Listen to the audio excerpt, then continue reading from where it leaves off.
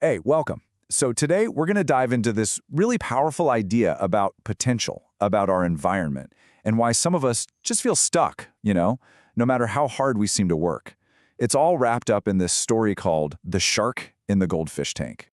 And it really all boils down to this one huge question. Have you ever felt that? You look around, you see people just taking off, and you're thinking, what am I missing here? I'm putting in the hours. Well, we're about to get right to the heart of that exact feeling. So, to really unpack this, let's start with a story. We're going to meet a guy named Liam, and through him, we're going to explore this feeling of being trapped in what we'll call the goldfish tank. Okay, so this is Liam. He's sharp, he's driven, he works harder than pretty much anyone, and he's got these massive, world-changing dreams. But his day-to-day reality feels tiny. He's got all this potential, but it feels like he's just spinning his wheels in the mud.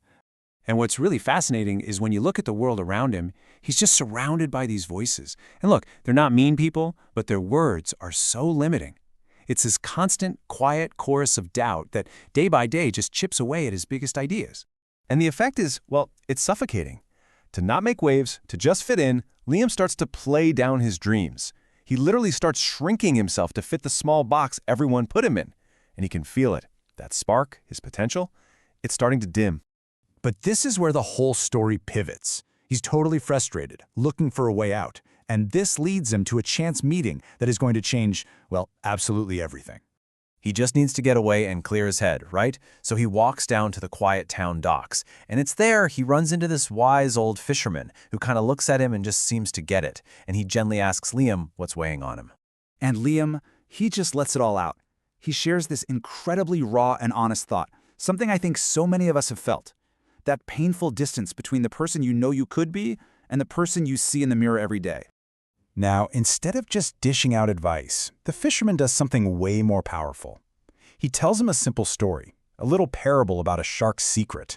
The fisherman points to a little bait tank, and then he gestures out to the huge open ocean, and he explains this incredible paradox. A shark, if you keep it in a small tank, will only grow to be about 8 inches long.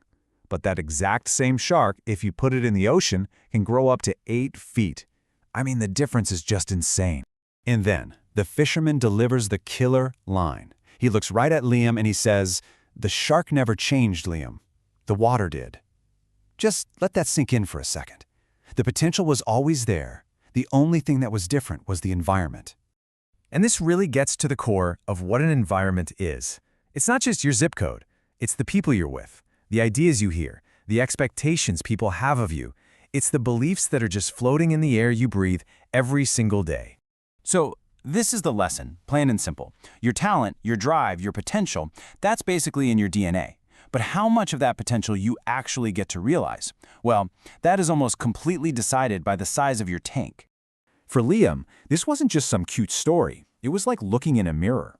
And what he saw led to this huge aha moment and a decision that would change his life forever. In that one moment, it all just clicks. He finally gets it. He isn't the problem. His big dreams aren't the problem. The problem is that he's a shark, a creature built for the wide-open ocean who's been trying to survive in a tiny goldfish tank.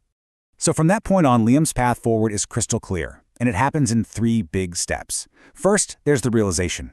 He names the problem. Second, the hard decision. He makes the gut-wrenching choice to leave everything that's comfortable and known. And third, action. He actually moves to a bigger place to find his ocean people. The mentors and friends who think as big as he does. And yeah, the story comes full circle. Years go by and Liam comes back to his hometown. He's not arrogant or anything, just confident. He's settled into himself. He didn't just become successful, he became the person he was always supposed to be. He finally grew into his full potential. Okay, so obviously this is way more than just a nice story about Liam. The real magic here is how this applies to us, to our own lives. And it's time we start asking ourselves some pretty tough questions. So let's just ask it, straight up. Think about your life right now. Your job, your friend group, the kind of stuff you talk about every day. Does it feel like it's expanding your world? Or does it feel like it's boxing you in? Are you a shark in a goldfish tank? So how can you tell? Well, there are some pretty clear warning signs. If you feel bored, unchallenged, if you look around a lot of the time and realize, hey, I think I'm the smartest person in this room.